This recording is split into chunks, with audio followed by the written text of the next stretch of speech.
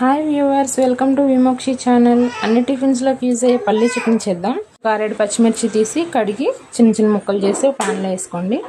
అలాగే 1 కప్పు పల్లీలు, 5 ముక్కలు కొబ్బరి, కొంచెం ఆయిల్ యాడ్ చేయండి. గోల్డ్ కలర్ వచ్చేదాకా ఫ్రై చేసి తీసి పక్కన పెట్టుకోండి. దాంట్లో కొంచెం చింతపండు, 5 వెల్లుల్లి, కొంచెం జీలకర్ర, అలాగే రుచికి సరిపడా ఉప్పు వేసి గ్రైండ్ చేసుకోండి. కొంచెం నలిగిన తర్వాత 1 కప్ వాటర్ యాడ్ చేయండి. ఇది మెత్తగా పేస్ట్ అయింది కదా. ఇప్పుడు మనం పోపు రెడీ చేసుకుందాం. ఒక ప్యాన్లో 1/2 టేబుల్ స్పూన్ శనగపప్పు, 1/2 టేబుల్ స్పూన్ మినపగుళ్ళు,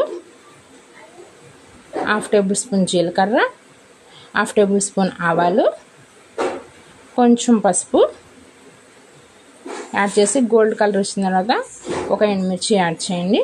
కొంచెం కరివేపాకు. అంతే, పోపు రెడీ. ముందుగా మనం మిక్సీ పట్టుకున్న ఆ పేస్ట్ని దీంట్లో యాడ్ చేయండి.